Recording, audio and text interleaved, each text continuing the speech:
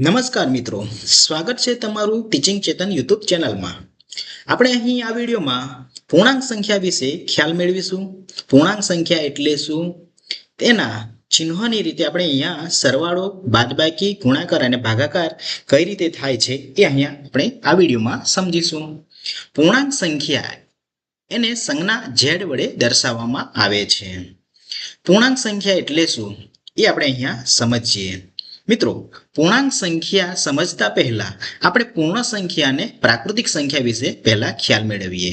સૌપ્રથમ મિત્રો અહીંયા આપણે પ્રાકૃતિક સંખ્યા વિશે જોઈએ તો પ્રાકૃતિક સંખ્યા એટલે શું કે પ્રાકૃતિક સંખ્યાને નેચરલ નંબર વડે એટલે કે n વડે દર્શાવવામાં આવે છે। મિત્રો, આ એક બેઝિક માહિતી છે। પ્રાકૃતિક સંખ્યાને નેચરલ નંબર એટલે કે n વડે દર્શાવવામાં આવે છે તે 1 થી લઈને અનંત સુધીની સંખ્યા હોય છે। જેમ કે 1 2 3 4 5 6 7 8 9 આગળ સંખ્યા વધતી જાય છે અને ન ગણી શકાય એવી અસંખ્ય સંખ્યા એટલે કે અનંત સુધીની સંખ્યાઓ હોય છે। એટલે આપણે એમ કહી ના શકીએ કે પ્રાકૃતિક સંખ્યા મોટામાં મોટી પ્રાકૃતિક સંખ્યા કઈ છે, કેમ કે એ અનંત છે, અસંખ્ય છે એમ આપણે કહી શકીએ। પરંતુ એમ આપણે કહી શકીએ નાનામાં નાની પ્રાકૃતિક સંખ્યા એટલે કઈ 1, નાનામાં નાની પ્રાકૃતિક સંખ્યા 1 છે। બીજું કે 1 એ ગુણાકાર અને ભાગાકાર માટેની તટસ્થ સંખ્યા છે, બરાબર। એને આપણે તટસ્થ સંખ્યા વિશે પછી સમજીએ। અત્યારે આપણે પ્રાકૃતિક સંખ્યા એટલે શું એ સમજ્યા। હવે આપણે સમજીશું પૂર્ણ સંખ્યા। પૂર્ણ સંખ્યાને હોલ નંબર કહેવામાં આવે છે। શું કહેવામાં આવે છે? હોલ નંબર એટલે કે w વડે એને દર્શાવવામાં આવે છે। હવે જુઓ મિત્રો, પૂર્ણ સંખ્યા એટલે કે શૂન્ય સાથેની બધી પ્રાકૃતિક સંખ્યા, શૂન્ય સાથેની બધી જ પ્રાકૃતિક સંખ્યા। હવે જો શબ્દ મેં વાપર્યો છે કે શૂન્ય સાથે બધી જ પ્રાકૃતિક સંખ્યા। હવે પ્રાકૃતિક સંખ્યા એટલે શું? 1 2 3 4 5 6 7 થી અનંત સુધીની સંખ્યા પ્રાકૃતિક સંખ્યા કહેવાય છે। પરંતુ આ પ્રાકૃતિક સંખ્યામાં શૂન્યનો પણ સમાવેશ કરવામાં આવે, પ્રાકૃતિક સંખ્યાની અંદર શૂન્યનો પણ સમાવેશ કરવામાં આવે તો એ પૂર્ણ સંખ્યા બની જાય છે, બરાબર। પૂર્ણ સંખ્યામાં શૂન્યનો પણ સમાવેશ કરવામાં આવે એટલે કે પ્રાકૃતિક સંખ્યામાં તો એ બધી જ સંખ્યા પૂર્ણ સંખ્યા છે એમ કહેવાય, બરાબર। હવે મિત્રો અહીંયા આપણે સમજીએ તટસ્થ સંખ્યા વિશે। તટસ્થ સંખ્યા એટલે શું કે કોઈ પણ સંખ્યા, પૂર્ણ સંખ્યાની આપણે વાત કરીએ તો પૂર્ણ સંખ્યામાં શૂન્ય હોય છે તો એ શૂન્યનો કોઈ પણ સંખ્યા સાથે સરવાળો કરો કે બાદબાકી કરો। મિત્રો અહીંયા જોજો, સરવાળો કરો અથવા બાદબાકી કરો તો એની જ સંખ્યા મળે છે। એટલે આપણે કહી શકીએ કે શૂન્ય એ સરવાળા અને બાદબાકી માટેની તટસ્થ સંખ્યા છે। જો શૂન્ય સાથે તમે કોઈ પણ સંખ્યાનો સરવાળો કરો અથવા બાદબાકી કરો એની જ સંખ્યા મળે, આપણે કહી શકીએ કે શૂન્ય માટેની તટસ્થ સંખ્યા સરવાળો અને બાદબાકી છે। બીજું જોઈએ, ગુણાકાર અને ભાગાકાર માટેની તટસ્થ સંખ્યા 1 છે। ગુણાકાર અને ભાગાકાર માટેની તટસ્થ સંખ્યા કઈ છે? 1 છે। કઈ રીતે? જો કોઈ પણ સંખ્યાનો ગુણાકાર કરો અથવા તો ભાગાકાર કરો તો એની જ સંખ્યા મળે। કોઈ પણ સંખ્યાનો ગુણાકાર એક સંખ્યા વડે કરવામાં આવે તો એની જ સંખ્યા મળે। જેમ કે 5 ગુણ્યા 1, 1 નો ગુણાકાર 5 વડે કરવામાં આવ્યો 5 સાથે તો 5 જ તમને જવાબમાં મળ્યા। 1 નો ભાગ એક સંખ્યા વડે એટલે કે ભાગાકાર 5 ભાગ્યા 1 કરવામાં આવે તો એની જ સંખ્યા મળે છે, 5 જ મળે। આથી કહી શકીએ કે ગુણાકાર અને ભાગાકારમાં તટસ્થ સંખ્યા કઈ છે? 1 છે। બીજું મિત્રો ખાસ બાબત અહીંયા આપણે સમજવાની છે કે ઘણા બાળકોને સરવાળા, બાદબાકી, ગુણાકાર અને ભાગાકાર ચિહ્નો ખબર હોતા નથી, તેમના માટેનો પણ આ ખાસ વિડીયો છે। મિત્રો ખાસ સમજો, અહીંયા સરવાળા માટેનું ચિહ્ન આ પ્રમાણે હોય છે, વત્તાકારનું ચિહ્ન। સરવાળા માટેનું ચિહ્ન આ વત્તાકારનું જે ચિહ્ન તમને જોવા મળે છે આ, બરાબર, એ સરવાળા માટેનું ચિહ્ન છે। બીજું અહીંયા આપણે જોઈએ બાદબાકી માટેનું ચિહ્ન એટલે કે ઋણ કહેવાય છે આને, બરાબર। ઓછાકાર પણ તમે બોલો, આ બાદબાકીનું ચિહ્ન છે। ગુણાકાર માટેનું ચિહ્ન એટલે કે ચોકડી ગુણાકાર, આ ચોકડી છે આ, બરાબર, ચોકડીનું ચિહ્ન છે। અને ભાગાકાર માટે આ રીતે દર્શાવવામાં આવે છે। મિત્રો આ ખાસ ધ્યાન રાખજો, ચિહ્ન સરવાળા, બાદબાકી, ગુણાકાર અને ભાગાકાર માટે। ઘણા મિત્રો ગુણાકાર અને સરવાળા અને ગુણાકારમાં ભૂલો કરે છે, સરવાળાની જગ્યાએ ચોકડી કરે છે અને ગુણાકારની જગ્યાએ વત્તા કરે છે, તો આ બાબત ખાસ ધ્યાન રાખવાની છે। સરવાળા માટે હંમેશા આ રીતે પ્લસ બરાબર, બાદબાકી માટે આ માઇનસ જે છે અને ગુણાકાર માટે મલ્ટીવાય, ઓકે, અને ભાગાકાર માટે ડિવાઇઝ, બરાબર. આ રીતે ડિવાઇડેડ આમ આપણે બોલી શકીએ છીએ. અત્યારે આપણે સરવાળા માટે વત્તા, બાદબાકી માટે ઋણનું ચિહ્ન, ગુણાકાર માટે આ ગુણાકારનું ચિહ્ન છે ચોકડી, બરાબર. ભાગાકાર માટે આપણે આ રીતે ચિહ્ન મૂકી શકીશું. ચાલો મિત્રો, હવે આપણે સમજીએ પૂર્ણાંક સંખ્યા વિશે. પૂર્ણાંક સંખ્યા એટલે તમને ખબર જ છે, બધી સંખ્યાઓ પૂરેપૂરી પૂર્ણાંક એટલે કે પૂરેપૂરી સંખ્યાઓ છે. હવે મિત્રો, તમે ધોરણ 6 ની અંદર સંખ્યા રેખા વિશે સમજી ગયા છો. પૂર્ણ સંખ્યા હોય એ પૂર્ણ સંખ્યાને સંખ્યા રેખા ઉપર મૂકતા શીખી આવ્યા છો. તો આપણે પૂર્ણાંક સંખ્યા વિશે અહીં ખ્યાલ મેળવીએ તો સંખ્યા રેખા ઉપર શૂન્ય હોય છે, બરાબર. શૂન્યની જમણી બાજુ બધી ધન પૂર્ણાંક સંખ્યા હોય છે, શૂન્યની ડાબી બાજુ બધી ઋણ પૂર્ણાંક સંખ્યા જોવા મળે છે. હવે મિત્રો, ખાસ ધ્યાન રાખવાનું છે કે શૂન્યની જમણી બાજુ જેટલી પણ સંખ્યા આગળ વધતી જાય છે એ બધી સંખ્યા એકબીજાથી મોટી થતી જાય છે. જો 1 પછી 2 આવે, જો સૌથી પહેલા તો શૂન્ય, શૂન્ય પછી 1, 2, 3, 4, 5, 6, 7, 8 અને એ સંખ્યા આગળ જઈને અનંત એટલે કે ગણી ના શકાય એટલી આગળ વધતી જાય છે. આપણે ગણી પણ ના શકીએ એટલે કે આગળ સંખ્યા અનંત છે એમ આપણે કહી શકીએ. એવી રીતે આ બાજુ પણ શૂન્યની ડાબી બાજુ ઋણ 1, ઋણ 2, ઋણ 3, ઋણ 4, ઋણ 5, ઋણ 6, ઋણ 7, ઋણ 8, ઋણ 9 એવી રીતે આગળ પણ અનંત સુધીની ઋણ સંખ્યા વિસ્તરેલી છે, બરાબર. તો આપણે જે ધન પૂર્ણાંક અને ઋણ પૂર્ણાંકની માહિતી મેળવી. મિત્રો, અહીં આપણે પૂર્ણાંક સંખ્યા એટલે કઈ કઈ સંખ્યાઓ, જેમ કે ઉદાહરણ તરીકે આપણે 3, 4, 10, 50, 200 કોઈ પણ સંખ્યા કે જેની આગળ ઋણનું ચિહ્ન નથી, તમને ક્યાંય પણ ઋણ ચિહ્ન દેખાય નહીં, તો એ બધી સંખ્યા ધન પૂર્ણાંક છે એમ સમજવાનું છે. મિત્રો, આ ખાસ ધ્યાન રાખજો, કારણ કે આપણે સરવાળા, બાદબાકી, ગુણાકાર કે ભાગાકાર કરીશું તો આ બાબત ખાસ ધ્યાનમાં આપણે લેવાની છે. આપણને ઓળખતા સંખ્યા આવડવી જોઈએ કે કઈ સંખ્યા ધન પૂર્ણાંક છે, કઈ સંખ્યા ઋણ પૂર્ણાંક છે. જે સંખ્યાની આગળ ઋણનું ચિહ્ન નથી એ સંખ્યા ધન પૂર્ણાંક સંખ્યા છે. હવે જે સંખ્યાની આગળ માઇનસ એટલે કે ઋણનું ચિહ્ન છે, માઇનસનું ચિહ્ન, આ માઇનસ કહેવાય છે, ઋણ એટલે માઇનસ, બરાબર. બાદબાકીનું ચિહ્ન છે, ઓછાકારનું ચિહ્ન છે, તમે જે નામથી ઓળખો એ. આપણે ઋણનું ચિહ્ન ઋણ 7 એમ કહી શકીએ, ઋણ 10, ઋણ 8, ઋણ 50, ઋણ 100, ઋણ 200, બરાબર. એવી રીતના કોઈ પણ સંખ્યા જે સંખ્યાની આગળ આ રીતે લીટી એટલે બાદબાકીનું ચિહ્ન, ઋણનું ચિહ્ન હોય તો એ સંખ્યા ઋણ પૂર્ણાંક છે એમ કહેવાય છે. મિત્રો, અહીં આપણે સમજવાનું છે કે આગળ આપણે જઈને સરવાળો કરવાના છે. હવે સરવાળામાં અને બાદબાકીમાં જો સંખ્યા તમને આ રીતે આપવામાં આવે, કોઈ પણ સંખ્યા તમને આપવામાં આવે જેમ કે 10 અથવા તો 5, તો તમે જો કોઈ પણ સંખ્યાની આગળ ઋણનું ચિહ્ન નથી એટલે આ સંખ્યા ધન સંખ્યા બની ગઈ. હવે ધન સંખ્યા બની ગઈ એટલે સરવાળાની રીતે આપણે ગણીશું તો આ તમારા પોતાના પૈસા છે. આપણે પૈસાની રીતે ઉદાહરણ ગણીશું, તમારા પોતાના પૈસા છે, અથવા તો તમે 10 રૂપિયા, ઋણ 10, ઋણ 20 આ રીતે ઋણનું ચિહ્ન આગળ લગાડવામાં આવે તો એ ઉધારી છે એમ આ રીતે આપણે સમજવાનું છે, બરાબર. એ પછી સમજીશું. ચલો મિત્રો, હવે અહીં આપણે સરવાળા વિશે અને બાદબાકી વિશે ખ્યાલ મેળવીએ. પહેલા આપણે સરવાળા અને બાદબાકી, પછી ગુણાકાર અને ભાગાકાર તરફ જઈએ. પહેલા સરવાળા તરફ આપણે જઈએ. સરવાળો એટલે શું? તો જ્યારે કોઈ પણ સંખ્યાને એકબીજા સાથે જોડવામાં આવે, કોઈ પણ સંખ્યા હોય એને એકબીજા સાથે જોડવામાં આવે તો એને આપણે સરવાળો કહીએ છીએ, બરાબર ને. એકબીજા સાથે જોડીએ તો એને શું કહેવામાં આવે છે? સરવાળો કહેવામાં આવે છે. તમારી પાસે બે લખોટી છે અને બીજી લખોટી જોડવામાં આવે, બીજી 3 લખોટી જોડી દઈએ તો કુલ લખોટી કેટલી થઈ જાય? જોડવા માટે આપણે શેનું ચિહ્ન વાપરીએ છીએ? વત્તાનું ચિહ્ન વાપરીએ છીએ, બરાબર. કોઈ પણ સંખ્યા હોય, કોઈ પણ અંકને એકબીજા સાથે જોડીએ તો શેનું ચિહ્ન હોય છે? આ રીતે વત્તાનું ચિહ્ન હોય છે. વત્તાનું ચિહ્ન દર્શાવવામાં આવે છે. તો કુલ લખોટી કેટલી થઈ જાય છે? અહીંયા કુલ લખોટી 1, 2, 3, 4 અને 5 એટલે કે 1, 2, 3, 4 અને 5 લખોટી થઈ જાય છે, બરાબર. આપણે અહીંયા આપણે જોઈએ કે જો થોડા નિયમ આપણે જોઈ લઈએ કે જ્યારે પણ કોઈ પણ ધન પૂર્ણાંક સંખ્યા હોય અને બીજી પણ ધન પૂર્ણાંક સંખ્યા હોય એકબીજા સાથે જોડવાની હોય, જોડવા માટે આપણે વત્તાનું ચિહ્ન વાપરીએ છીએ. શેનું? વત્તાનું ચિહ્ન વાપરીએ છીએ. સંખ્યાનો સરવાળો કરવાનો હોય એટલે વત્તાનું ચિહ્ન, બરાબર. આ એક કન્ડિશન છે. બીજું છે કે તારે તમારો જવાબ જે છે એ ધનમાં જ મળવાનો છે. આમાં તો કોઈ ભૂલ થાય એવું લાગે નહીં. બરાબર. ભૂલ થાય ક્યાં?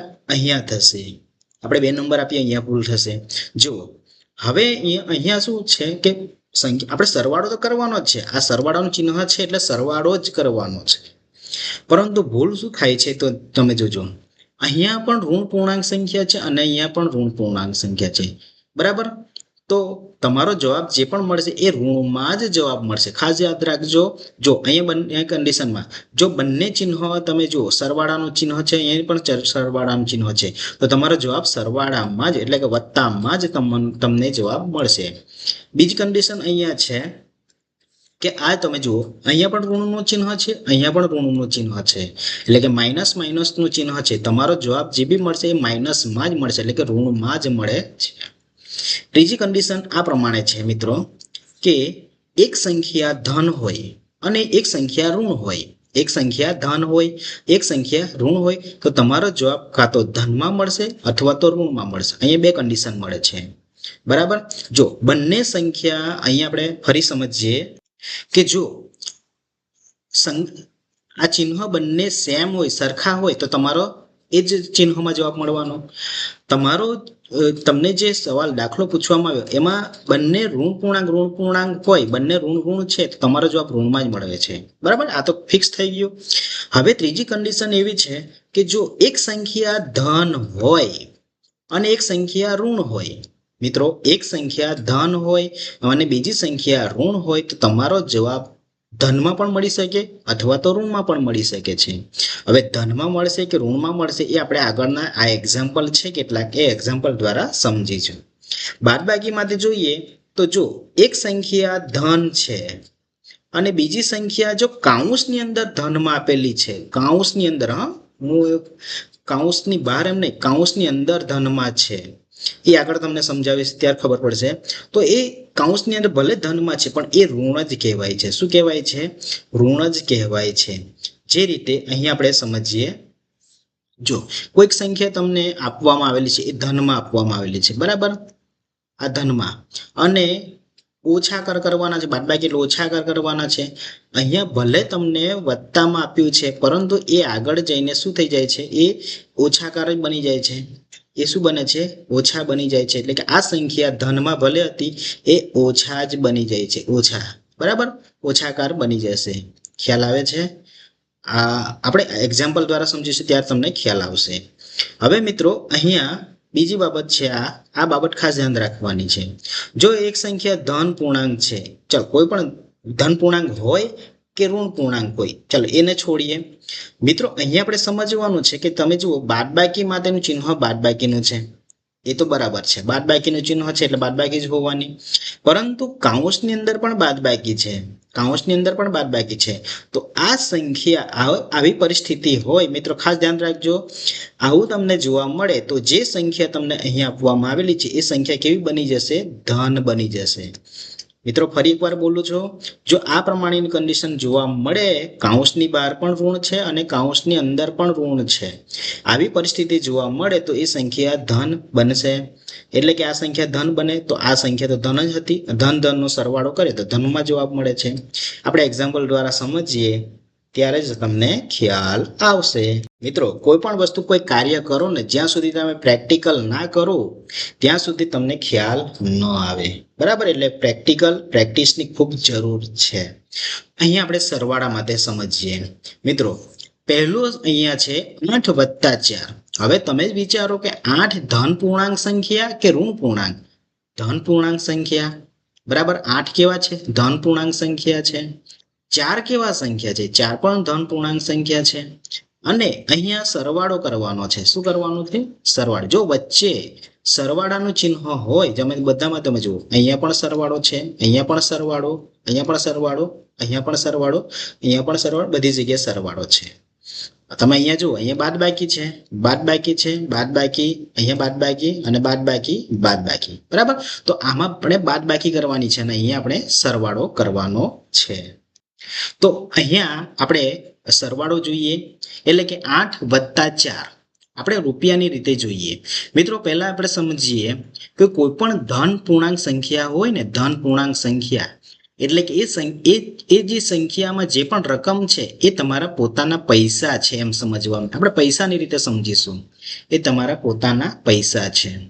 અને જ્યાં ઋણ ચિહ્ન હોય, ઋણ ચિહ્ન એટલે કે માઇનસનું ચિહ્ન હોય, આ રીતે ઋણનું બાદબાકીનું ચિહ્ન તમને જોવા મળે તો એ ઉધારી છે એમ સમજવાનું.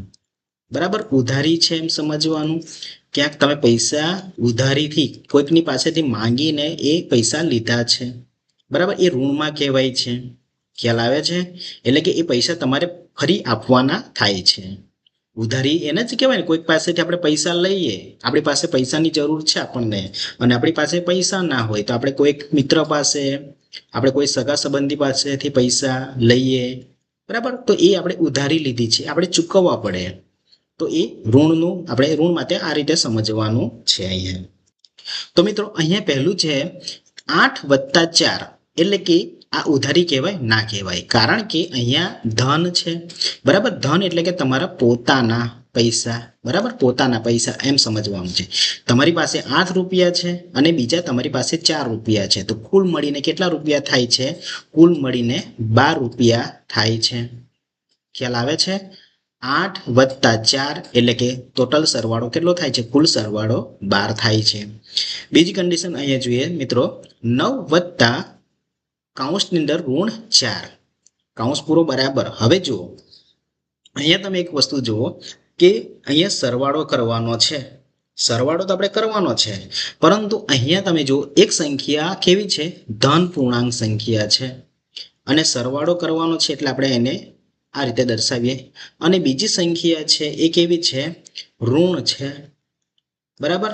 તમે અહીંયા આ નંબરનું તમે જુઓ, એક સંખ્યા ધન હોય અને બીજી સંખ્યા ઋણ હોય તો હંમેશા આપણે શું કરવાનું છે? તફાવત એટલે કે બાદબાકી કરવાની છે. બાદબાકી હંમેશા યાદ રાખજો. એક સંખ્યા ધન હોય, એ ભલે ને આગળ હોય કે પાછળ હોય એની સાથે કોઈ મતલબ નહીં, પણ એક સંખ્યા ધન હોય અને એક સંખ્યા ઋણ હોય અને કરવાનો તમારો સરવાળો, તો હંમેશા બાદબાકી જ કરવાની રહેશે. હંમેશા બાદબાકી કરવાની એ રહેશે, બરાબર. એટલે બંને સંખ્યા વચ્ચેનો તફાવત તમારે શોધવાનો. તફાવત મીન્સ કે બાદબાકી. તફાવત એટલે બાદબાકી, બરાબર. ચલો હવે અહીંયા આપણે શું કરવાનું છે? બાદબાકી કરવાની છે. હવે બાદબાકી કઈ રીતે કરીએ મિત્રો? આપણે જાણીએ છીએ કે મોટી સંખ્યા હોય એમાંથી નાની સંખ્યા બાદ કરીએ. કોઈ સંખ્યા મોટી હોય તો એમાંથી નાની સંખ્યા બાદ કરીએ અને જવાબ મળે એ બાદબાકી કહેવાય છે. અને નાની સંખ્યામાંથી મોટી સંખ્યા બાદ કરો, બરાબર, તો પણ થાય છે, પણ જવાબ આપણો ધનમાં પણ અને ઋણમાં પણ આવી શકે છે. એ આગળ આપણે સમજીએ. અત્યારે આપણે એટલું સમજીએ કે મોટી સંખ્યામાં નાની સંખ્યા તમે બાદ કરો એટલે એ જવાબ તમારો શેમાં મળશે એ આપણે અહીંયા જોઈએ. તો મિત્રો અહીંયા ધન પૂર્ણાંક સંખ્યા છે અને અહીંયા ઋણ 4 એ ઋણ પૂર્ણાંક સંખ્યા છે. કરવાનો સરવાળો તો એકબીજામાંથી બાદ કરવાના રહેશે. હવે નાની સંખ્યા કે મોટી સંખ્યામાંથી બાદ કરીએ તો મોટી સંખ્યામાંથી નાની સંખ્યા બાદ કરો. મોટી સંખ્યામાંથી નાની સંખ્યા બાદ કરો એટલે કે આને આ રીતે આપણે લખી શકાય. એટલે આને લખવું હોય તો 9 - 4 આને આ રીતે લખી શકાય. ચલો 9 માંથી 4 બાદ કરો, 9 માંથી 4 બાદ કરો એટલે જવાબ તમારો શું મળશે? અહીંયા 5 મળે છે, બરાબર, 5 મળે છે. તો આપણે અહીંયા લખી શકીએ જવાબ 9 + ઋણ 4 એટલે કે 5. ખ્યાલ આવે? બરાબર. તો જો કૌંસમાં જો ભલે વત્તાનું ચિહ્ન છે એ કૌંસની બહાર એટલે કે ઋણ બની જાય છે ઋણ 4, બરાબર. એ ઋણ 4 જે છે, હવે જવાબ મળે છે 5. ચલો બીજી રીતે આપણે સમજીએ. અહીંયા આ ત્રીજા નંબરનો જે છે એને સમજીએ. હવે અહીંયા બીજું એ બાબત ખાસ ધ્યાન રાખવાની છે કે બંને સંખ્યા ઋણ પૂર્ણાંક છે. પહેલામાં આપણે શું જોયું? એક સંખ્યા ધન હતી અને એક સંખ્યા ઋણ હતી, તો બાદબાકી કરવાની. હવે આમાં તમે જુઓ એક સંખ્યા ઋણ પૂર્ણાંક સંખ્યા અને બીજી સંખ્યા પણ ઋણ પૂર્ણાંક સંખ્યા છે. જો આવી પરિસ્થિતિ હોય તમે અહીંયા જુઓ, આ છે, આ પ્રમાણે છે. એક સંખ્યા ઋણ પૂર્ણાંક, બીજી સંખ્યા પણ ઋણ પૂર્ણાંક છે, તો તમારો જવાબ ઋણમાં જ આવશે. જો બંને ચિહ્નો સમાન હોય, બંને ચિહ્નો સમાન હોય, આપણે જોઈએ કે બંને ચિહ્નો કેવા હતા, અહીંયા સમાન હતા, એટલે જવાબ એ જ મળ્યો. એવી રીતે અહીંયા પણ તમે જુઓ, ચિહ્ન ઋણ છે, અહીંયા પણ ચિહ્નો સમાન છે, તો તમારો જવાબ ઋણમાં જ આવશે. જો ચિહ્નો સમાન હોય તો એ જ ચિહ્નમાં જવાબ આવશે. જો ચિહ્નો અલગ અલગ હોય તો કાં તો ધનમાં પણ આવી શકે, કાં તો ઋણમાં પણ આવી શકે છે. એ નાની સંખ્યા કે મોટી સંખ્યા એના ઉપર આધાર રાખે છે. જો મોટી સંખ્યા ધન હોય તો તમારો જવાબ ધનમાં જ મળે છે. અહીંયા આપણે પહેલા નંબર, આ બીજા નંબરનું ઉદાહરણ જોયું કે મોટી સંખ્યા 9 છે, એ ચિહ્ન ધનમાં છે, ભલે એ નથી પણ આપણે ધનમાં છે એમ કહીએ ને, ધનમાં છે, તો તમારો જવાબ ધનમાં જ મળવાનો છે. તો આ બાબત અહીંયા પણ લાગુ પડે છે. બરાબર. અહીંયા ત્રીજા નંબરનો જોઈએ, ઋણ 5 વત્તા ઋણ 5, એટલે કે બંને સંખ્યા ઋણ હોવાથી તમારો જવાબ જે પણ મળશે એ ઋણમાં મળશે. બરાબર, આ એક કન્ડિશન. બીજું છે કે હવે તમે જુઓ, ઋણ 5, ઋણ આ વિશે આપણે હમણાં સમજ્યા હતા. ઋણ એટલે કે ઉધારી. તમને 5 રૂપિયાની જરૂર પડી, તમે 5 રૂપિયા કોઈક મિત્ર પાસેથી લીધા છે, એટલે કે એ ઉધારી કહેવાય છે, એ તમારા પર ઋણ ચડ્યું કહેવાય છે. હવે ફરી પાછા એ ઋણ 5 તો આપવાના થાય છે. બરાબર, એ મિત્રને ઋણ 5 આપવાના થાય છે. અને હવે ફરી પાછા તમારી પાસે ઋણ 5, તમને ફરી જરૂર પડી, 5 રૂપિયાની જરૂર પડી, એટલે તમે ફરી પાછા એ જ મિત્ર પરથી અથવા તો બીજા મિત્ર પરથી તમે 5 રૂપિયા લીધા છે. તો તમારા પર કુલ ઋણ કેટલું ચડ્યું, તમારે કેટલી ઉધારી થઈ, તમારે પૈસા કેટલા આપવાના થયા એ મિત્રોને. તો જેની પાસે એક જ મિત્ર પરથી તમે ધારો કે લીધા હોય 5 રૂપિયા ને બીજા 5 રૂપિયા, તો એ 10 રૂપિયાની ઉધારી. કોઈક તમે એક મિત્ર પાસેથી 5 રૂપિયા લીધા છે, અથવા બીજા મિત્ર પરથી તમે 5 રૂપિયા લીધા છે, તો એક મિત્રને ઋણ 5 અને એક બીજા મિત્રને ઋણ 5, એટલે કે તમારે કેટલી રૂપિયા આપવાના થયા, 10 રૂપિયા આપવાના થયા ને, એક મિત્રને ઋણ 5 અને બીજા મિત્રને પણ ઋણ 5, કુલ ટોટલ કેટલા થાય છે, ઋણ 10. તો ઋણમાં હોય અને સરવાળો હોય તો તમારો જવાબ ઋણમાં જ આવશે, પરંતુ એકબીજા સાથે જોડવાના છે, 5 અને 5 ને જોડવાના છે, એટલે 10 જવાબ આવશે, ઋણમાં આવશે. એટલે અહીંયા જવાબ શું આવશે, ઋણ 10. ઓકે મિત્રો, તો આ રીતે આપણે અહીંયા સરવાળો કરવાનો છે. ચલો આગળ જોઈએ.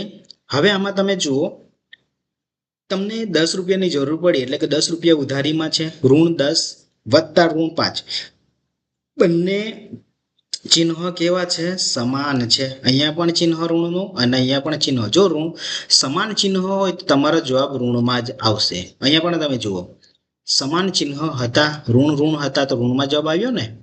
તો જો ઋણમાં હોય તો એકબીજા સાથે પ્લસ કરવાના છે, 10 ને 5 15, એટલે કે ઋણ 15 જવાબ મળે છે અહીંયા. બરાબર. ચલો હવે અહીંયા બીજું જોઈએ, ઋણ 8 વત્તા 2.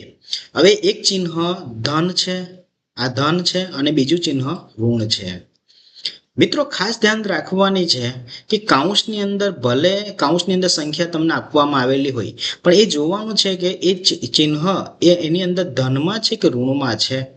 બરાબર, એ ચિહ્ન ધનમાં છે કે ઋણમાં છે. તો આ ચિહ્ન તો આપણને એકદમ ઈઝી છે, 2 છે એટલે ધનમાન કહેવાય છે.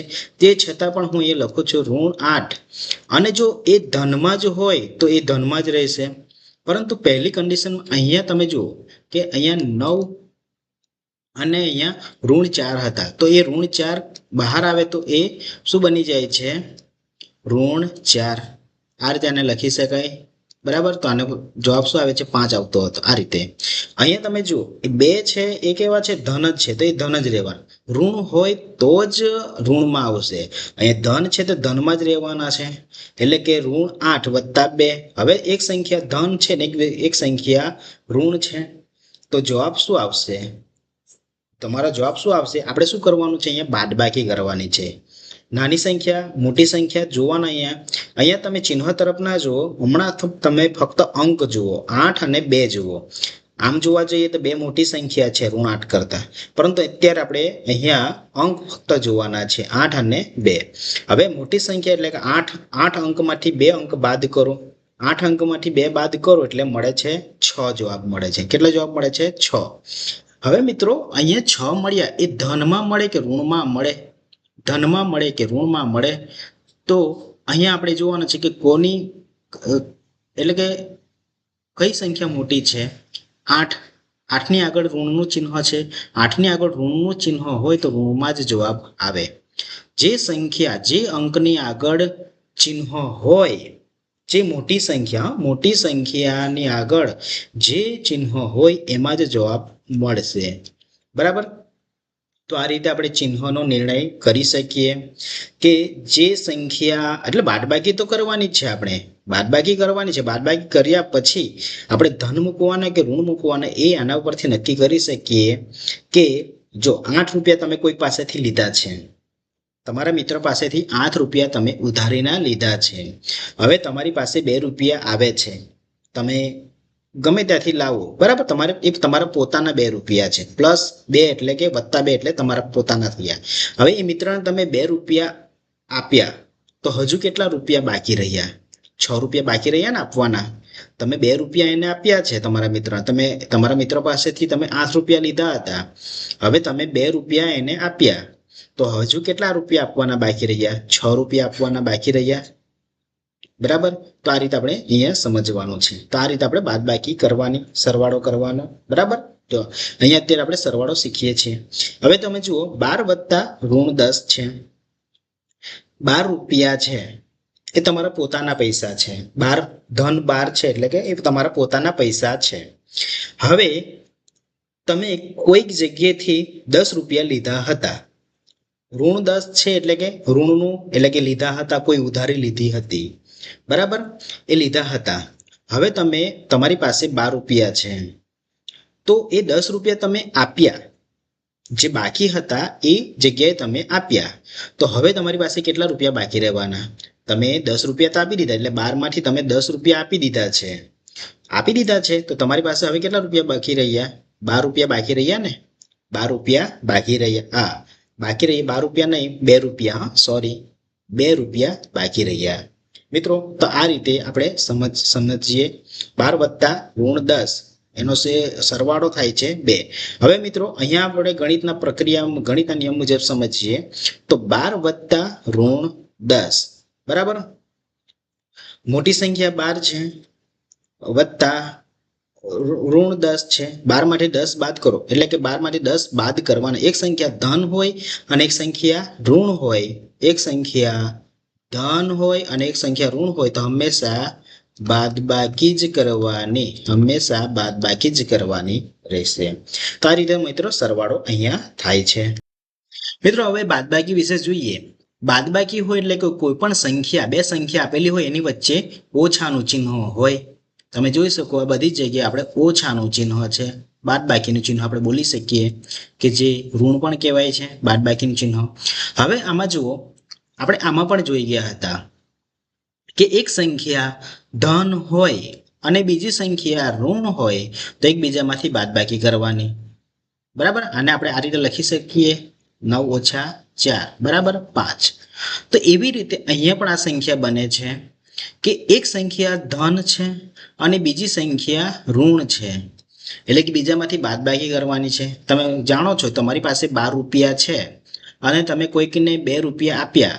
બરાબર? તમે 2 રૂપિયા ઉધારીના જે છે આપ્યા છે. તમારી પાસે કેટલા બચવાના? 10 રૂપિયા બચવાના. બરાબર? 10 રૂપિયા બચે છે તો જવાબ શું આવે? 10 રૂપિયા. એટલે કે 12 માંથી તમે 2 બાદ કરો, 12 માંથી 2 બાદ કરો તો શું આવે? 10 આવે છે. હવે મિત્રો, અહીંયા સમજવાનું કે 9 - 3. તો આ સંખ્યા ભલે તમને અહીંયા 3 દેખાય છે, ધન પૂર્ણાંક દેખાય છે, પરંતુ છે હકીકતમાં ઋણ, કારણ કે એની આગળ ઋણનું ચિહ્ન છે. આને આપણે આ રીતે લખી શકીએ. લખાય 9 - 3 બરાબર 9 માંથી તમે 3 બાદ કરો તો જવાબ શું મળે? 6 મળે. ઓકે, 9 માંથી 3 બાદ કરતા 6 મળે છે. હવે મિત્રો, અહીંયા બાબત ખાસ ધ્યાન રાખવાની છે. હવે આ એક્ઝામ્પલ છે એ આના દ્વારા આપણે સમજીએ. અહીંયા જો એક ચિહ્ન ધન હોય અને બીજું ચિહ્ન ઋણ હોય, પરંતુ બાદબાકી કરવાની થાય છે. શું? બાદબાકી કરવાની થાય છે. તો અહીંયા આપણે આ બાબત ખાસ ધ્યાન રાખીશું. અહીંયા જો કૌંસની અંદર પણ ઋણ છે અને કૌંસની બહાર પણ ઋણ છે તો એ સંખ્યા ધન બની જાય છે. શું બની જાય છે?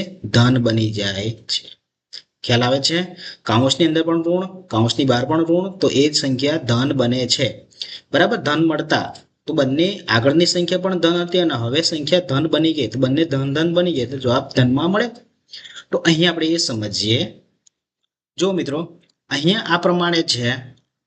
જો આ 5 છે તો ધન પૂર્ણાંક સંખ્યા છે, પરંતુ અહીંયા તમે જોજો ખાસ આ સંખ્યા જે છે એ કૌંસની અંદર પણ ઋણ છે અને કૌંસની બહાર પણ ઋણ છે. એટલે કે આ બંને તમને આ રીતે જોવા મળે. બરાબર, આ રીતે જોવા મળે. જો આ રીતે જોવા મળે તો એ સંખ્યાને આપણે ધન સમજવાનું, ધન કહેવાનું છે. એ સંખ્યા ધન બની જાય છે.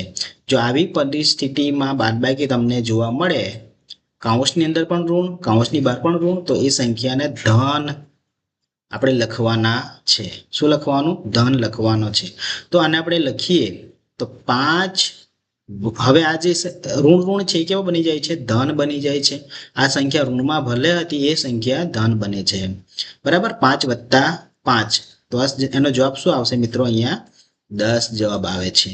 મિત્રો અહીંયા આમાં આવા દાખલા હોય એમાં ઘણા મિત્રોની ભૂલ થાય છે. ચલો, એ જ રીતે અહીંયા એક દાખલો છે, પણ અહીંયા હવે શરત એવી છે, અહીંયા ધન 5 હતા, અહીંયા ઋણ 6 છે. કેવા છે? ઋણ 6 છે. જો આ નિયમ ક્યારે લાગુ પડે? જ્યારે કૌંસની અંદર પણ ઋણ હોય અને કૌંસની બહાર પણ ઋણ હોય, એવી પરિસ્થિતિમાં જ ધન બને છે. ધન ક્યારે બને? કૌંસની અંદર પણ ઋણ હોય અને આ કૌંસની બહાર પણ ઋણ હોય. જેમ કે આવી પરિસ્થિતિ હોય તો જ ધન બને. આ પરિસ્થિતિમાં ધન બને ના બને. જો તમારે ધન બનાવવું હોય તો આની પહેલા પણ ઋણ હોવું જોઈએ. મિત્રો ખ્યાલ આવે ને? આની પહેલા પણ ઋણ હોવું જોઈએ, કેમ કે અહીંયા ઋણ તો છે નહીં. બરાબર, તો અહીંયા આપણે આ રીતે લખી શકીએ. તો આને એમને એમ જ આપણે રવા દઈએ. જેમ કે ઋણ 6 છે તો ઋણ 6 જ રવા દઈએ, કારણ કે એમાં કોઈ ફેરબદલ થવાનું નથી. ઋણ 6 તો ઋણ 6 જ રહેવાના, પરંતુ ફેરબદલી ક્યાં થશે? એ ચેન્જિંગ તમને અહીંયા જોવા મળશે. જો કૌંસની અંદર પણ ઋણ છે અને કૌંસની બહાર પણ ઋણ છે, તો આ સંખ્યા ધન બને છે. બરાબર, ધન બની જાય છે. એટલે કે હવે એકબીજામાંથી બાદબાકી કરવાની બને. હા બને, એકબીજામાંથી બાદબાકી કરવાની થાય છે. 6 માંથી તમે 3 બાદ કરો, 6 માંથી તમે 3 બાદ કરો તો તમારો જવાબ 3 મળવાનો. બરાબર, 3 તો મળવાનો. ચાલ 3 મળી ગયા, પણ અહીં ધન મળે કે ઋણ મળે? તો આપણે શું કીધું હતું પછી? જેની ઉધારી વધારે છે, જે ઉધારી સંખ્યા જે છે, ઉધારી સંખ્યા જો મોટી હોય, ઉધારી સંખ્યા મોટી હોય તો તમારો જવાબ ઉધારમાં જ આવવાનો, એટલે કે ઋણમાં જ આવવાનો છે. બરાબર, ઋણમાં. કારણ કે જો 6 એ 3 કરતા મોટા છે. અત્યારે આપણે ચિહ્નો તરફ નહીં જોઈએ, આપણે અંગ તરફ જોઈએ. 6 અને 3 મોટા કોણ છે? 6. 6 ની આગળ ચિહ્ન કોનું છે? ઋણ, તો જવાબ ઋણમાં જ મળવાનો. ઓકે, તો આ રીતે. હવે મિત્રો અહીંયા જોઈએ ઋણ 5, ઋણ 8. હવે તમે જુઓ કોઈ પણ ભલે ઋણમાં છે, ઋણ 5 છે અને અહીંયા પણ આ ઋણ 8 છે. બંને ઋણ ઋણ હોય, બંને ઋણ ઋણ હોય. અહીંયા આપણે જોઈએ આ બંને ઋણ ઋણ હોય તો તમારો જવાબ તો ઉધારીમાં જ રહેવાનો, કેમ કે તમે કોઈ પાસેથી 5 રૂપિયા ઉધારી લીધા છે અને ફરી પાછા ઉધારી લીધા છે 8 રૂપિયા, કોઈ પાસેથી 8 રૂપિયા લીધા છે, તો કુલ ટોટલ રૂપિયા કેટલા લીધા કહેવાય છે? 13 રૂપિયા. બરાબર, તો 13 રૂપિયા લીધા છે એટલે જવાબ તમારો ઋણમાં જ આવશે, ઋણ 13. આ રીતે આપણે એક્ઝામ્પલને અહીંયા સમજવાનું છે. હવે મિત્રો ફરી 10 ઓછા 2, એટલે કૌંસની અંદર પણ -2 છે, તો આને આપણે લખવું હોય તો 10 + 2. હવે +2 ક્યાંથી આવ્યા? હવે તમને ખ્યાલ આવી ગયો કે કૌંસની અંદર પણ ઋણ અને કૌંસની બહાર પણ ઋણ છે. આ પ્રમાણે જો હોય તો એ ધન બને છે. એટલે કે 10 + 2, એટલે કે જવાબ શું મળે છે? 12. આશા છે મિત્રો તમને અહીંયા ખ્યાલ આવ્યો હશે સરવાળો અને બાદબાકીમાં. તો આ રીતે આપણે સરવાળો કરવાનો છે અને આ રીતે બાદબાકી કરવાની છે. મિત્રો અહીંયા તમે વિડીયો સ્ટોપ કરી આ એક્ઝામ્પલ તમારી નોટબુકમાં લખી જાતે તમે પ્રયત્ન કરી શકો છો. મિત્રો હવે આપણે સમજીએ ગુણાકાર વિશે. ગુણાકારના નિયમો આપણે સમજીએ. જ્યારે પણ કોઈ બે સંખ્યા વચ્ચે ધન પૂર્ણાંક હોય અને ગુણાકાર હોય, ગુણાકાર કરવાનું હોય, ગુણાકાર માટેનું ચિહ્નો આપણે જાણીએ છીએ, આ ચોકડી હોય છે, તો બંને સંખ્યા ધન પૂર્ણાંક સંખ્યા જોવા મળે તો જવાબ તમારો ધન પૂર્ણાંકમાં રહેશે. જવાબ તમારો શેમાં રહેશે? ધન પૂર્ણાંકમાં જ રહેશે. જો એક સંખ્યા ધન હોય અને બીજી સંખ્યા ઋણ હોય, એ ભલે આગળ હોય કે પાછળ હોય, આગળ હોય કે પાછળ હોય તો તમારો જવાબ જે છે હંમેશા ઋણમાં જ રહેશે. શેમાં આવશે? ઋણમાં. મિત્રો આ ખાસ ધ્યાન રાખજો. એક સંખ્યા ધન પૂર્ણાંક, બીજી સંખ્યા ઋણ પૂર્ણાંક હોય, તમારો જવાબ જે બી ગુણાકારમાં જવાબ મળે છે એ ઋણમાં જ મળે છે. શેમાં મળશે? ઋણમાં મળે છે. હવે ત્રીજી કન્ડિશન આ છે કે જો બંને સંખ્યા ઋણ ઋણ હોય, જો અહીંયા તમે જુઓ પહેલામાં કે ચિહ્નો સમાન હતા. ચિહ્નો કેવા હતા? સમાન હતા. તો તમારો એ જ ચિહ્નોમાં જવાબ મળવાનો છે. ત્રીજી કન્ડિશનમાં પણ એ જ પ્રમાણે છે કે જો ચિહ્નો સમાન હોય, ચિહ્નો સમાન હોય, ઋણ હોય તો ઋણમાં જ તમારો જવાબ મળે એવું નહીં. જો ચિહ્નો સમાન હોય તો તમારો જવાબ ધનમાં મળે છે. આ બાબત ખાસ ધ્યાન રાખજો. ચિહ્ન ઋણ હોય બંને, જો બે જોડીમાં બે સંખ્યા, બે ઋણ પૂર્ણાંકનો ગુણાકાર, બે ઋણ પૂર્ણાંકોનો ગુણાકાર જ ધન પૂર્ણાંક મળે છે. પછી ત્રીજી સંખ્યા જો ઋણ પૂર્ણાંક હોય તો ધન પૂર્ણાંક મળે એવું નહીં. આપણે એના વિશે એક બે એક્ઝામ્પલ અહીંયા સમજીશું બાજુમાં, ત્યારે તમને ખ્યાલ આવશે. બરાબર. આના વિશે ભાગાકાર વિશે આપણે પછી સમજીએ. જો ભાગાકારમાં પણ જે ગુણાકારનો નિયમ છે એ જ લાગુ પડે છે. ભાગાકારમાં જે નિયમ છે એટલે કે ગુણાકારનો નિયમ છે એ જ લાગુ પડે છે. અહીંયા પણ જો બંને ધન પૂર્ણાંક હોય તો તમારો જવાબ ધન પૂર્ણાંકમાં જ મળવાનો છે. એવી રીતે આપણે ગુણાકારમાં સમજ્યા. જો એક સંખ્યા ધન હોય અને બીજી સંખ્યા ઋણ પૂર્ણાંક હોય અને ભાગાકાર હોય તો તમારો જવાબ ઋણમાં જ મળવાનો છે. એ પણ આપણે ગુણાકારમાં સમજ્યા. બરાબર. એટલે ગુણાકારમાં જે નિયમ છે એ જ નિયમ અહીંયા પણ લાગુ પડવાનો છે. એટલે કે આપણે ગુણાકાર અને ભાગાકાર, જો તમને ગુણાકાર આવડશે તો ભાગાકાર પણ તમને આવડવાનો જ છે. બરાબર. આમાં ભાગાકારમાં જોઈએ તો જો બંને ઋણ પૂર્ણાંકોનો ભાગાકાર હોય તો જવાબ તમને ધન પૂર્ણાંકમાં જ મળવાનો છે. એટલે કે જે નિયમ ગુણાકારમાં છે એ જ નિયમ ભાગાકારમાં છે. તો આપણે અહીંયા સમજીએ 8 × 4. 8 × 4 એટલે કે મિત્રો 8 ધન પૂર્ણાંક સંખ્યા છે અને 4 પણ ધન પૂર્ણાંક સંખ્યા છે. બંને ધન પૂર્ણાંક હોય તો નિયમ નંબર 1 છે એ જવાબ તમારો શેમાં મળે? ધનમાં જ મળવાનો. જો બંને સંખ્યા ધન હોય તો તમારો જવાબ જે પણ ગુણાકારમાં મળે છે એ હંમેશા ધનમાં જ મળે છે. એટલે કે 8 × 4 એટલે કે 8 ચોક 32. બરાબર. આ રીતે થાય છે. જો બીજો દાખલો 6 × -4. હવે જુઓ મિત્રો, અહીંયા એક સંખ્યા ધન છે, ધન પૂર્ણાંક સંખ્યા છે, બીજી સંખ્યા ઋણ પૂર્ણાંક સંખ્યા. કહેવાનો મતલબ કે એક સંખ્યા ધન પૂર્ણાંક, બીજી સંખ્યા ઋણ પૂર્ણાંક ગુણાકાર હોય તો તમારો જવાબ ઋણમાં મળશે. 6 ચોક 24. હવે 24 એટલે કે ઋણ 24 બોલાય. ફક્ત 24 બોલાય નહીં, પણ આને બોલાય ઋણ 24. એ રીતે હવે મિત્રો અહીંયા જોઈએ, બંને સંખ્યા ઋણ પૂર્ણાંક સંખ્યા છે, એટલે કે બંને માઇનસ છે. કરવાનું શું? ગુણાકાર કરવાનો છે. હવે બંને સંખ્યા જો ચિહ્ન સમાન હોય, જો ખાસ મિત્રો આ દાખલામાં ધ્યાન રાખજો, ચિહ્ન સમાન હોય અને ગુણાકાર હોય તો એ ચિહ્નથી વિપરીત એટલે કે આનો વિરોધી ઋણ 5 તો જવાબ તમારો ધનમાં મળશે. ઋણ હોય તો જવાબ તમારો શેમાં મળશે? ધનમાં. ગુણાકાર થાય છે 5 × 5 એટલે કે 25. બરાબર. મિત્રો અહીંયા ભૂલ થાય. બરાબર. એટલે ધ્યાન રાખવાનું છે. બંને સંખ્યા ઋણ પૂર્ણાંક હોય તો તમારો જવાબ ધનમાં મળે છે. પરંતુ અહીંયા એક બીજી બાબત સમજીએ. જો મિત્રો અહીંયા આપણે જોઈએ કે કદાચ એક સંખ્યા ઋણ 2 છે અને બીજી સંખ્યા પણ ઋણ 2 છે, તો આનો મિત્રો કેટલો જવાબ આવે છે? ઋણ 2 × ઋણ 2 ધનમાં મળશે કે ઋણમાં? તો ધનમાં મળે છે. બરાબર. આનો જવાબ શું મળે છે આપણને? ધનમાં મળે છે. પરંતુ ત્રીજી બાબત અહીંયા સમજીએ કે જો ત્રીજી સંખ્યા જે છે એ પણ કદાચ ઋણમાં જ છે, એટલે આપણે સંખ્યા સમાન લીધી છે, પરંતુ અહીં બાબતે ખાસ ધ્યાન રાખવાની કે બે પૂર્ણાંક સંખ્યાનો ગુણાકાર ધન પૂર્ણાંક મળે છે. આવું આપણે જણાવ્યું છે. બે ધન પૂર્ણાંકોનો ગુણાકાર, બે ઋણ પૂર્ણાંકોનો ગુણાકાર ધન પૂર્ણાંક મળે છે. એટલે કે આનો ગુણાકાર કેટલો મળે છે? 4 મળે. હવે એ જે 4 મળે એને તમે આ ઋણ 2 સાથે ગુણાકાર કરો તો હવે જે જવાબ તમારો મળવાનો છે એ ધનમાં મળે કે ઋણમાં મળે? તો એ જવાબ મળશે ઋણમાં મળશે, એટલે કે ઋણ 8. એટલે કે આવી પરિસ્થિતિ હોય તો મિત્રો એવું નહીં સમજવાનું કે એ જવાબ તમારો ધનમાં જ મળે, બરાબર. એટલે કે ઘણા મિત્રો આ રીતે લખશે 8, પણ એ શું આવશે આપણો જવાબ ખોટો, બરાબર, ખોટો આવશે. તો મિત્રો અહીંયા આપણે સમજવાનું છે કે બે ઋણ પૂર્ણાંકોનો ગુણાકાર હંમેશા ધન પૂર્ણાંક મળે છે અને એનો ગુણાકાર ત્રીજી સંખ્યા સાથે કરીએ તો જવાબ તમને ઋણ મળે છે. હવે મિત્રો આગળ આ જ પ્રમાણે સમજીએ. કદાચ જો 4 સંખ્યા હોય, જેમ કે હું કોઈક સંખ્યા લઈ લઉં છું, ઋણ 1 ગુણ્યા ઋણ 2 ગુણ્યા ઋણ 3 ગુણ્યા ઋણ 1, ચાલો આ રીતે લીધી છે. હવે આપણે શું જણાવ્યું કે બે ઋણ પૂર્ણાંકનો ગુણાકાર ધન પૂર્ણાંક મળે છે. તો આપણે કોઈ પણ આમાંથી તમે કોઈની સાથે પણ ગુણાકાર કરી શકો. ઋણ 1 નો ઋણ 3 સાથે કરી શકો, અથવા ઋણ 1 નો ઋણ 1 સાથે ગુણાકાર કરી શકો, બરાબર. કોઈ પણ બે ઋણ પૂર્ણાંકો સાથે તમે ગુણાકાર કરી શકો. મેં પ્રથમ જે છે સંખ્યા સાથે કરું છું, તમે ઈચ્છો તો ત્રીજી સંખ્યા, ચોથી સંખ્યા સાથે પણ કરી શકો.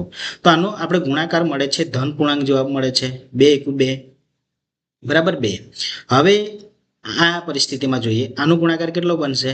3 બને છે. 3 × 3 થવાના ને. આ કેમ લખ્યું આપણે? બે ઋણ પૂર્ણાંકોનો ગુણાકાર ધન પૂર્ણાંક મળે છે. હવે મિત્રો જુઓ, જો 4 ઋણ પૂર્ણાંક હોય, 4 સંખ્યા ઋણ હોય તો તમારો જવાબ ધનમાં મળશે. તો હવે જુઓ 2 × 3 એટલે કે 6. એટલે મિત્રો અહીંયા સમજાવવાનો મતલબ એ હતો કે અહીંયા આપણે ભૂલ થવાની શક્યતા રહેલી હોય છે. ઘણાને એવું હોય છે કે બધી ઋણ પૂર્ણાંક સંખ્યા એટલે કે ઋણમાં જવાબ આવે એવું જરૂરી નથી. જો બે ઋણ પૂર્ણાંકોનો ગુણાકાર ધન પૂર્ણાંક મળે છે, ત્રીજી જો ઋણ પૂર્ણાંક હોય તો જવાબ ઋણમાં મળે, બરાબર. આવી પરિસ્થિતિ આ રીતે ગણતરી કરતા. આગળ જોઈએ આપણે. હવે મિત્રો જુઓ, ઋણ 10 ગુણ્યા ઋણ 5 એ પણ એક પ્રમાણે છે. બંને ઋણ પૂર્ણાંક છે, એનો ગુણાકાર થાય છે 50. 10 × 5 એટલે 50, પરંતુ બંને સંખ્યા ઋણ પૂર્ણાંક હોવાથી જવાબ શું આવશે? આપણો જવાબ ધન 50 આવશે, બરાબર. ચાલો આ રીતે ગણવાનું છે. આગળ જોઈએ ઋણ 1 × 2. મિત્રો હવે ખાસ ધ્યાન બાબત રાખવાની છે કે કાઉન્સમાં આપી છે એટલે એવું નહીં કે ઋણમાં છે. કાઉન્સની અંદર ઋણ છે એ જોવાનું, ઋણ નથી તો આ સંખ્યા ધન જ છે. એટલે કે આ સંખ્યાને આપણે આ રીતે લખી શકીએ, બરાબર. આ રીતે લખી શકીએ તો આનો જવાબ શું મળે છે? 2 × 2. પણ એક સંખ્યા ઋણ છે અને બીજી સંખ્યા ધન છે. જો એક સંખ્યા ધન એટલે કે બીજાથી વિરોધી હોય, એકબીજાથી વિરોધી એટલે કે એક ધન હોય એક ઋણ હોય તો જવાબ તમારો ઋણમાં જ આવશે. શેમાં આવશે? ઋણમાં જ આવશે. ઋણમાં જવાબ આવે છે ઋણ 2. આ રીતે 12 × ઋણ 2 એક પણ એકબીજાથી વિરોધી છે, એક સંખ્યા ધન છે અને એક સંખ્યા ઋણ છે, કરવાનો ગુણાકાર છે તો જવાબ જે મળે છે 12 × 2 = 24, પણ જવાબ શું મળશે? ઋણ 24 મળે છે. તો મિત્રો આ રીતે ગુણાકાર ધન પૂર્ણાંકોનો ગુણાકાર કરવાનો જે છે, પહેલામાં આપણે સમજ્યા બંને સંખ્યા ધન પૂર્ણાંક એટલે તમારો ધન પૂર્ણાંક જ મળવાનો છે. બીજામાં ખાસ કે એક સંખ્યા ધન પૂર્ણાંક હોય, બીજી સંખ્યા ઋણ પૂર્ણાંક હોય તો એ આ નિયમ ખાસ યાદ રાખવાનો છે આપણે કે એક સંખ્યા ધન પૂર્ણાંક હોય અને એક સંખ્યા ઋણ પૂર્ણાંક હોય તો તમારો જવાબ ઋણમાં જ મળે છે. અને ત્રીજી બાબત પણ એ છે કે બંને ઋણ પૂર્ણાંક હોય તો જવાબ ધન પૂર્ણાંક જ મળે છે. અને આગળ હમણાં તમને સમજાવ્યું હતું કે કદાચ ત્રીજી સંખ્યા પણ ઋણ પૂર્ણાંક હોય તો તમને ઋણમાં જવાબ મળે, અને 4 સંખ્યા ઋણ પૂર્ણાંક હોય તો ધનમાં મળે છે. તો તમને ખ્યાલ આવ્યો હશે. હવે મિત્રો આપણે સમજીશું ભાગાકાર વિશે. મિત્રો અહીંયા ઝડપથી આપણે જોઈએ ભાગાકાર માટે જે ગુણાકારનો નિયમ હતો એ જ ભાગાકારમાં લાગુ પડે છે. તો આપણે શું કરીશું? અહીંયા ભાગાકારના નિયમ વિશે જોઈએ. ભાગાકાર માટેનું ચિહ્ન આપણે આ રીતે દર્શાવી શકીએ, બરાબર. હવે અહીંયા આપણે સમજવાનું છે કે જેના વડે આપણે ભાગવાના છે અને જેને ભાગવાના છે એને આપણે આ રીતે દર્શાવીએ. ભાગાકાર એટલે શું કે આપણે જાણીએ છીએ ભાગાકાર તમને ખ્યાલ જ છે. અહીંયા આપણે જોઈએ છીએ કે અહીંયા જે સંખ્યા લખાઈ છે કે જેને શું કહેવામાં આવે છે? ભાજ્ય કહેવામાં આવે છે. અને એ સંખ્યાને ભાગવાના છે એટલે કે આને ભાગાકાર એટલે કે p/q સ્વરૂપમાં, એટલે કે અંશ આ ઉપર બોલાય છે અંશ અને નીચે છેદ. ઉપરની સંખ્યા જે છે એને આપણે ભાજ્ય તરીકે લેવાની છે અને નીચેની સંખ્યાને ભાજક તરીકે લેવાની છે. બરાબર. અને તમને જે જવાબ મળે છે એ શું મળે છે? ભાગફળ મળે છે. અને નીચે જે શેષ બચે છે એ શેષ કહેવાય છે. નીચે જે પણ બચે તે શેષ કહેવાય છે. આવું તમે ભાગાકારમાં સમજો છો. હવે અહીંયા ભાગાકારમાં જોઈએ તો જ્યારે બંને ધન હોય તો તમારો જવાબ ધન પૂર્ણાંક જ મળવાનો છે. જો એક સંખ્યા ધન પૂર્ણાંક હોય, બીજી સંખ્યા ઋણ પૂર્ણાંક હોય તો એનો જવાબ તમને ઋણ પૂર્ણાંક જ મળવાનો છે. આ બાબત ગુણાકારમાં આપણે સમજ્યા છે અત્યારે. અને બંને સંખ્યા ઋણ પૂર્ણાંક હોય તો તમારો જવાબ ધન પૂર્ણાંક મળે છે. આ 3 કન્ડિશન પર ભાગાકાર આપણે અહીંયા કરવાના છે. તો મિત્રો ભાગાકાર વિશે જોઈએ તો 18/6. મિત્રો હવે આ સંખ્યા છે, આ સંખ્યાને આપણે આ રીતે દર્શાવી શકાય છે 18/6. આને આ રીતે લખી શકાય છે. હવે આને આપણે સાદુરૂપ રીતે ગણીએ તો 6 તારી 18 એટલે કે જવાબ મળે છે 3 મળે છે. બરાબર. તો એ રીતે આપણે અહીંયા ગણવાનું નથી. અત્યારે આપણે ભાગાકાર પ્રમાણે જો એનું કરીએ આપણા નિયમ મુજબ તો આ 18/6 એટલે કે આને આપણે દર્શાવવું હોય તો 18. હવે મિત્રો અહીંયા સમજો આ ભાગાકારનું ચિહ્ન છે તો એને તમારે ગુણાકારમાં ફેરવી નાખો. ગુણાકારમાં ફેરવો, ભાગાકારને ગુણાકારમાં ફેરવો તો આ જે 6 સંખ્યા છે એ શું બને છે? વ્યસ્ત બને છે. વ્યસ્ત સંખ્યા કોને કહેવાય? કે જે સંખ્યા માની લો કે 6 છે તો એની વ્યસ્ત સંખ્યા 1/6. બરાબર. એટલે કે અંશમાં રહેલી સંખ્યા ક્યાં જાય છે? છેદમાં જાય છે. વ્યસ્ત સંખ્યા એટલે શું? કે અંશમાં રહેલી સંખ્યા છેદમાં જશે અને છેદમાં રહેલી સંખ્યા અંશમાં જાય છે. બરાબર. આ રીતે આપણે લખી શકીએ. તો જો 6 અત્યારે અંશમાં છે તો એને આપણે છેદમાં લઈ જઈ શકીએ અને નીચે કશું ના હતું અહીંયા 1 તો એને ઉપર લઈ ગયા. બરાબર. તો આ બાબત અહીંયા સમજવાની છે વ્યસ્ત સંખ્યા વિશે. 1-2 ઉદાહરણ આપણે સમજીએ ઝડપથી. જો મિત્રો કોઈ સંખ્યા આપણે લઈ લઈએ, જેમ કે 3. ની વ્યસ્ત સંખ્યા શું બને છે? 1/3. 2 ની વ્યસ્ત સંખ્યા શું બને છે? 1/2. 2/3 લખીએ તો એની વ્યસ્ત સંખ્યા શું બને? 3/2. કોઈક સંખ્યા લખીએ 6/7 તેની વ્યસ્ત સંખ્યા 7/6. ખ્યાલ આવી ગયો હશે મિત્રો તમને કે આપણે વ્યસ્ત સંખ્યા શું એટલે શું કે એ ઉપર નીચે કરવાનું છે. એટલે કે અંશમાં રહેલી સંખ્યા નીચે અને નીચેની સંખ્યા છેદ ઉપર લઈ જવાની છે. ચલો 6 જે છે એ 6 ની વ્યસ્ત સંખ્યા શું મળે છે મિત્રો? 1/6. મિત્રો હવે તમને ભાગાકાર કદાચ આવડે તો આપણે આ સંખ્યા 18 છે એ અંશમાં ગણાય છે અને નીચેની સંખ્યા 6. આને આ રીતે પણ આપણે દર્શાવી શકીએ 18 × 1 ને એટલે 6. આને વ્યવસ્થિત લખીએ તો આ રીતે લખાય 18 × 1 એટલે 6. હવે મિત્રો અહીંયા ભાગ ચલાવવાનો છે. 18 ને 6 વડે ભાગી શકાય? હા, ભાગી શકાય. ભાગી શકાય તો કઈ રીતે? 6 તારી 18 તો જવાબ મળે છે 3. તો આ રીતે આપણે અહીંયા આ ભાગાકાર કરવાનો છે એટલે કે ભાગાકાર મળે છે, અહીંયા જવાબ મળે છે 3. એવી રીતે અહીંયા જુઓ પણ અહીંયા આપણે ધ્યાન રાખવાનું કોઈ જગ્યાએ ઋણ પૂર્ણાંક તો નથી ને. બંને સંખ્યા કેવી છે? ધન પૂર્ણાંક જ છે, જેથી કરીને ધન પૂર્ણાંકમાં જવાબ મળે છે. મિત્રો ઝડપથી અહીંયા જોઈએ તો 20/2. હવે તમે જુઓ એક સંખ્યા ધન છે અને બીજી સંખ્યા ઋણ છે. એક સંખ્યા ધન પૂર્ણાંક, બીજી સંખ્યા ઋણ પૂર્ણાંક. ભાગાકાર છે. આપણે ગુણાકારમાં પણ એ જોતા હતા કે એક સંખ્યા ધન હોય બીજી સંખ્યા ઋણ હોય તો જવાબ શેમાં મળે? ઋણમાં જ મળે છે. તેવી રીતે અહીંયા પણ તમે જુઓ એક સંખ્યા ધન છે અને એક સંખ્યા ઋણ છે તો જવાબ ઋણમાં જ મળે છે. તો જવાબ તમારો જે બી મળશે એ શેમાં મળે છે? ઋણમાં મળે છે. તો મિત્રો આને પણ આ રીતે આપણે લખીએ તો 20 ભાગાકાર છે એના માટે આપણે શું કરીએ? આ રીતે કરીએ અને ઋણ 2 છે એટલે કે એને નીચે લઈ જઈએ આપણે ઋણ 2. ઓકે, ચલો અને અહીંયા ઉપર લખીએ 1. તમારો આમાં ચિહ્નોમાં કોઈ ફેરફાર કરવાનો નથી. ચિહ્ન જે છે એનું એ જ ધન હોય તો ધન જ રાખવાનું છે, ઋણ હોય તો ઋણ જ રહેવા દેવાનું છે. બરાબર. ઋણ હોય તો ઋણમાં જ રહેવા દેવાનું છે. હવે મિત્રો જુઓ અહીંયા કે જે સંખ્યા અહીંયા છે 20 ને 2 વડે ભાગી શકાય? હા, ભાગી શકાય. કઈ રીતના ભાગી શકાય? 10 × 2 = 20 થાય તો 10 × 20. બરાબર, ભાગી શક્યા. હવે મિત્રો અહીંયા ખાસ ધ્યાન રાખવાનું છે કે એક સંખ્યા ધન હતી ને એક સંખ્યા ઋણ હતી. તો આવી પરિસ્થિતિ હોય તો તમારો જે પણ તમારો ભાગ ચાલે છે અંશ છેદમાંથી જે ભાગી શકાય એવું હોય તમારો જવાબ જે મળે છે એ શેમાં મળશે? ઋણમાં મળશે. એટલે કે ઋણ 10. એક સંખ્યા ધન હોય એક સંખ્યા ઋણ હોય તો તમારો જવાબ ઋણમાં જ મળે છે. જેથી કરીને અહીંયા જવાબ શું મળે છે? ઋણ 10 મળે છે. મિત્રો હવે અહીંયા સમજવાનું છે ખાસ, બંને સંખ્યા ઋણ પૂર્ણાંક છે. બંને સંખ્યા ઋણ પૂર્ણાંક છે અને ભાગાકાર છે. અને આપણે જે તટસ્થનો નિયમ પણ જોઈ ગયા હતા કે એકની સાથે કોઈ પણ સંખ્યાનો ભાગાકાર કરો તો એની જ સંખ્યા મળે. આવું જોઈ ગયા હતા એકની એક સાથે, પરંતુ અહીંયા એક કેવા છે, ઋણ છે. બરાબર, નિયમ તો એ જ છે તટસ્થ સંખ્યાનો, પણ ખાલી ચિહ્નોમાં ફેરફાર છે. પણ ચિહ્નોમાં ફેરફાર ભલે નહીં હોય, આપણે શું કરવાનું, અહીંયા ઋણ પૂર્ણાંક છે, અહીંયા પણ ઋણ પૂર્ણાંક સંખ્યા છે. તમારો જવાબ શેમાં મળશે, ધનમાં મળે, તો એની જ સંખ્યા મળવાની, એની જ સંખ્યા મળે છે ઋણ 5, પરંતુ જવાબ જે મળશે એ કયો મળશે, 5 મળે છે. બરાબર, કઈ રીતે છે એ આપણે જોઈ ગયા હતા. ચલો, ઋણ 10 ભાગ્યા ઋણ 5, બરાબર, ઋણ 10 ભાગ્યા ઋણ 5. આને આપણે લખવું હોય તો આ રીતે લખી શકાય, ઋણ 10 ભાગ્યા ઋણ 5. આને આ રીતે લખી શકાય. જો મિત્રો, આ રીતે આપણે સમજીએ, જો આવી પરિસ્થિતિ હોય તો જવાબ તમારો જે બને છે એ શેમાં બનશે, ધનમાં બનશે. શેમાં બનશે, ધનમાં બનશે. તો આ જે સંખ્યા જે છે બંને ઋણ ઋણ છે, તો ઋણ ઋણ છે તો આપણે કાઢી નાખવાના છે.